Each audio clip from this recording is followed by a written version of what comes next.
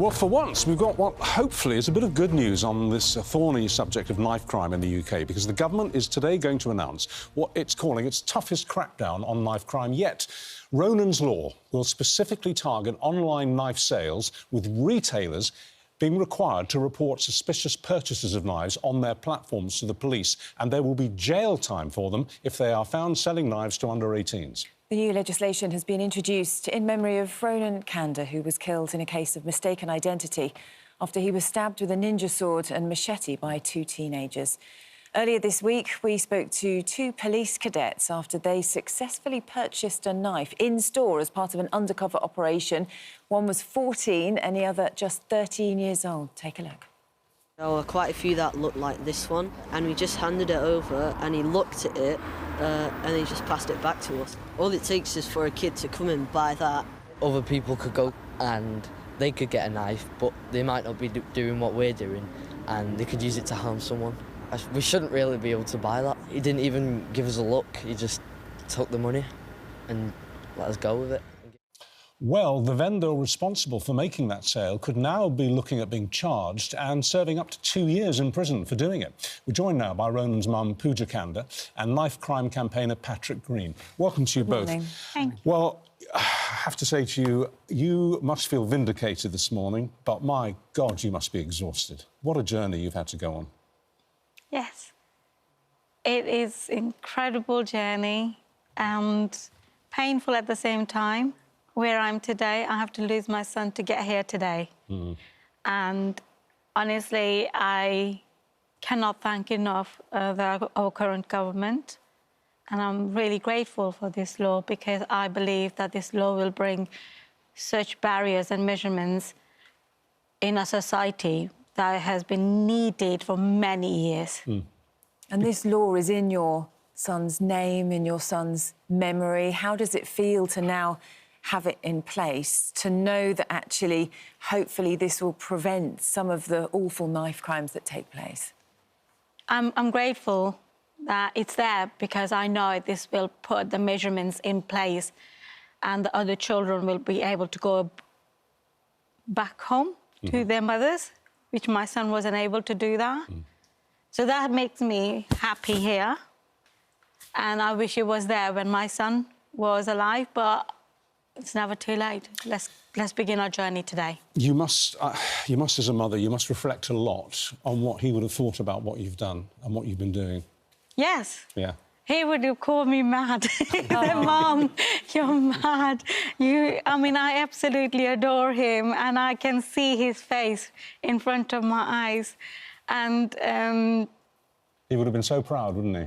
yes, absolutely. I'm proud of him. I carry the pride, and I'm so grateful that I have got a son like Ronan. You know, not many mothers will have the opportunity, and I have. You have incredible strength throughout the whole time that this has happened, how you talk about it, how you remember him. It was such a shocking thing to happen, wasn't it? And it happened just a short way away from your house, a case of mistaken identity. Absolutely. If somebody said to me this would happen to Ronan, I would not have believed. He was such a good boy. He never carried a knife, never in gangs. He was sweetheart and honestly the best child any mother would ask for, and you would not think it happened to Ronan, but it did. Can you just, I know you've explained this to us before, but can you just tell us again, how did you get the news, what had happened to him? Who told you? I was actually not home, and my neighbour rang and said somebody's been stabbed outside the house.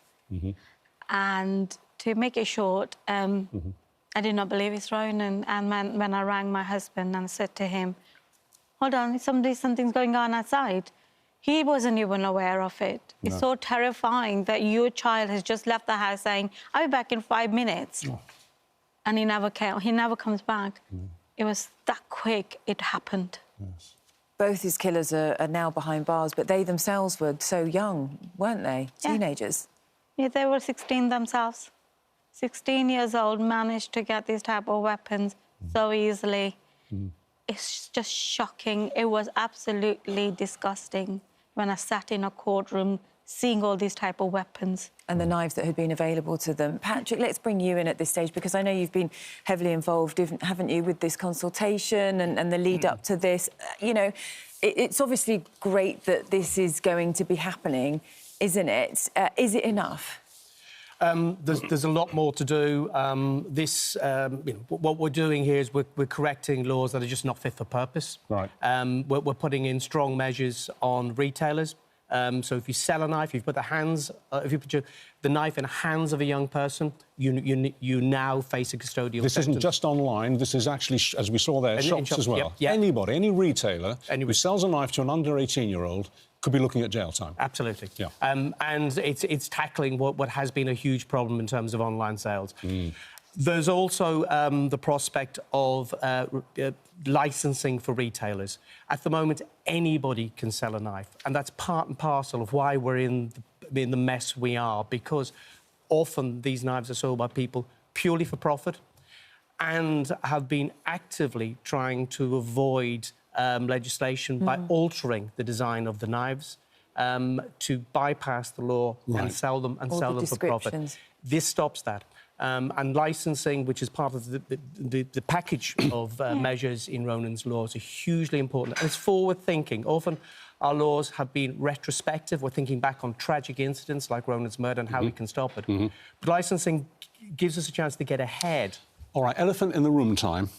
What about all the knives that are already out there?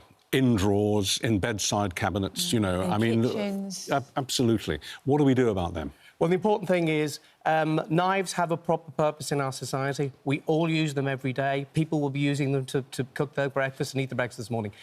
The challenge is about prevention and early intervention. You do not carry those knives outside your home. Right. And helping particularly young people understand the tragedy that carrying a knife brings upon everybody that it touches, and helping them understand, if they're worried about staying safe, how they stay safe. So are you talking about stop and search?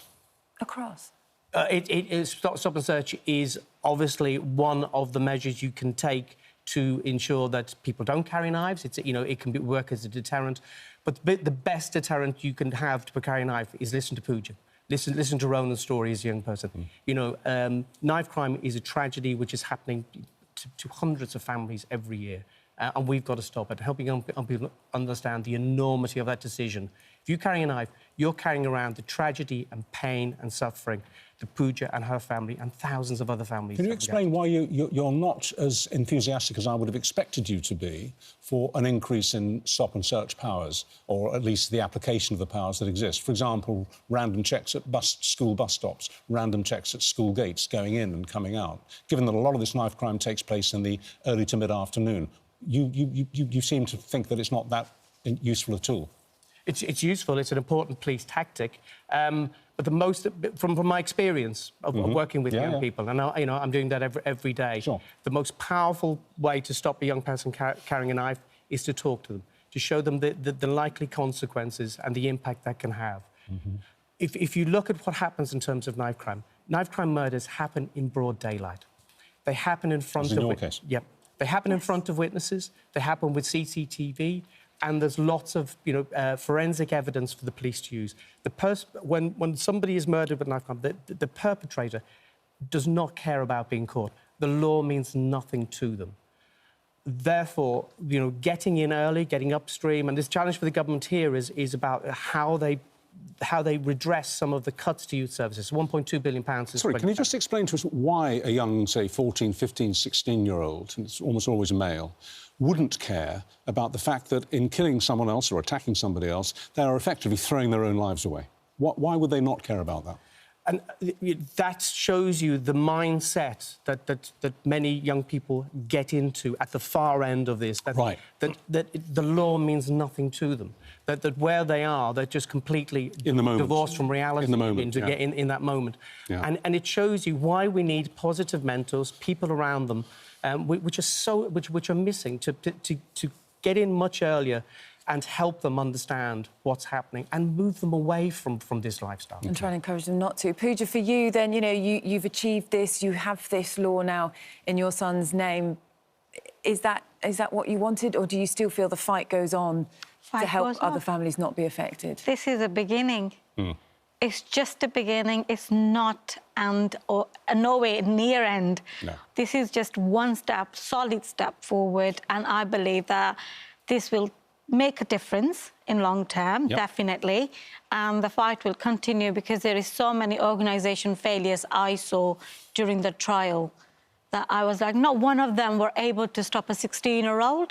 That 16-year-old was able to do all what he did and take a life, giving them that I'm going to do that. He gave them hints.